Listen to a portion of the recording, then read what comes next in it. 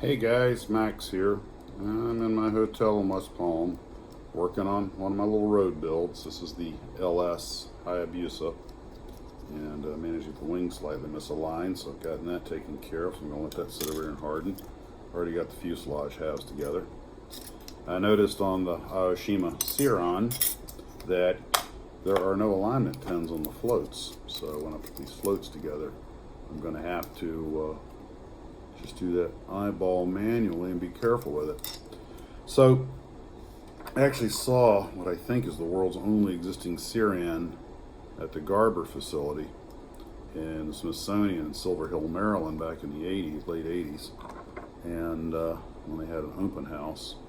And it's quite the advanced airplane for its time, and pretty impressive machine. Of course, I guess around 44, 45, you're starting to see some really advanced piston engine stuff, and some of the aircraft that came out were really amazing, but of course they had very short service lives because the jets were coming out.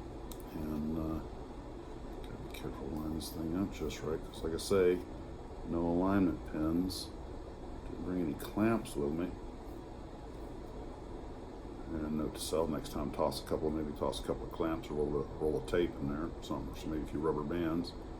But it fit seems pretty good. I'm just going to, looks about right. I'm just going to set that aside. But the, well, I'm going to file that down before I deliberately didn't bring any clips with me. Just, ooh, that's a nasty chunk there. I deliberately didn't bring any clips with me because I didn't want to risk the possibility, with airport security and all, that somebody, if they were found, say, oh, you're going to have those, which I don't think they care these days, but, all right, now, I'm going to do the kind of improvisation I did when I was, 8 years old building models and didn't have any tools because I don't have anything here to clip this with, so maybe I have some toenail clippers somewhere, but, okay, you guys may want to turn away for a second.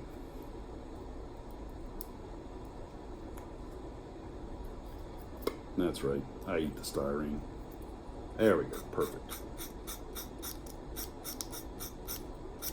Hey, no judgment.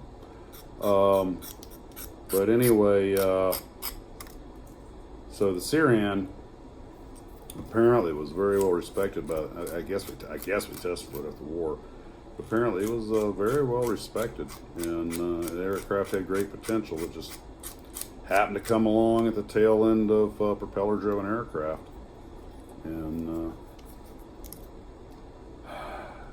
it's amazing. I mean, if you'll pardon the darkness that goes with it, the one thing about warfare is it does tend to push technology very quickly. Necessity being the mother of invention and all that. It's just a shame we can't make those kind of advances without some kind of tragedy pushing it along, but we be humans, and there you go, eh? So I've been flying up and down the East Coast and down in the Caribbean today. And while I was in the Caribbean, I saw something. I was actually in Jamaica. Let's see if that lines up right. Okay. Not quite right. It's old school eyeball alignment, Mark 1 eyeball. Okay.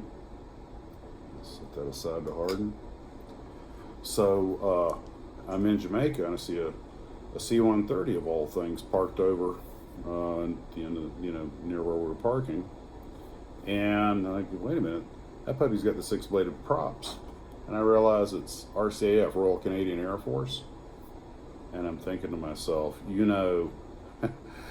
that's what the RCAF needs to use as a recruiting tool. Show that picture and put, lads, February in Jamaica in the RCAF. I guarantee you'd have guys probably beaten path to your door to spend some time down, all expense paid vacation in Kingston during, February. This is the late model with the 6-bladed props. Yeah, I guess that's a J model. But anyway,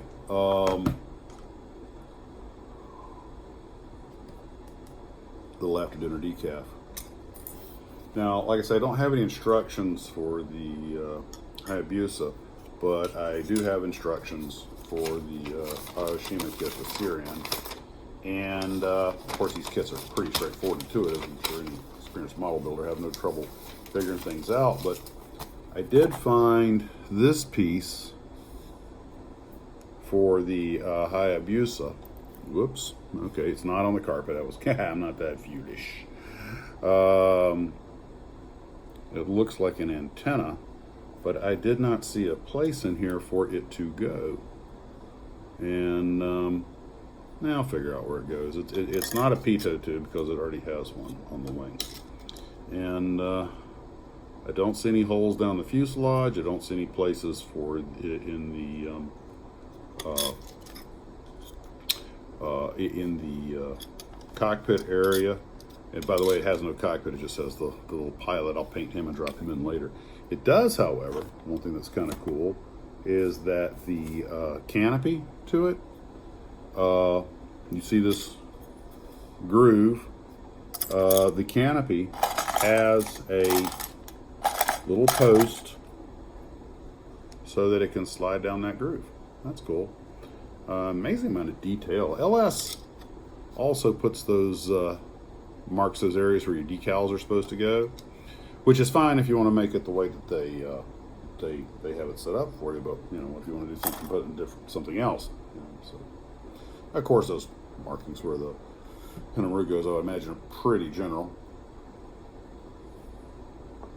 But with the Aoshima kit and the LS kit, both of them have ailerons that you put in separately, which I've noticed it's kind of interesting in a way because, yeah, they have the ailerons that you put in, but the elevators and the rudders, all the tail surfaces are molded in place. So I'm not sure why they did that. It seems to be fairly common in a lot of the Japanese kits of this vintage, but I guess they had their reasons.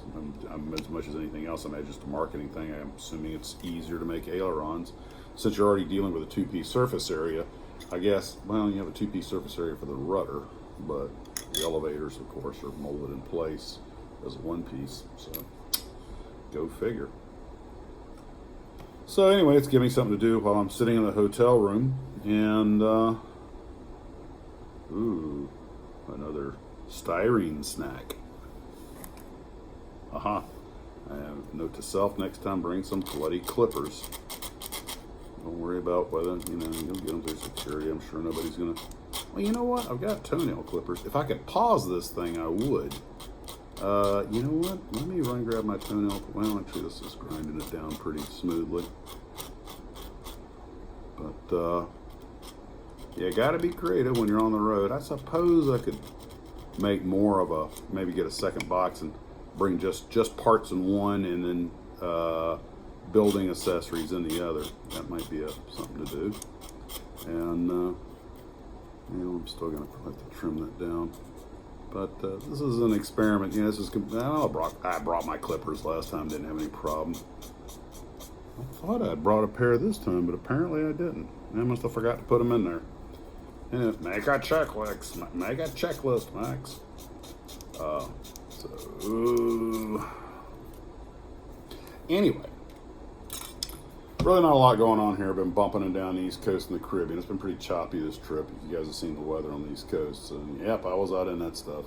Ooh, we got shellacked with ice going out of Newark. And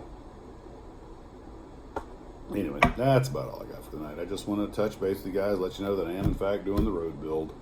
And maybe tomorrow I'll have something to show you, but we shall see how it goes. Guys, hope you're having a pleasant evening. Take care and model on.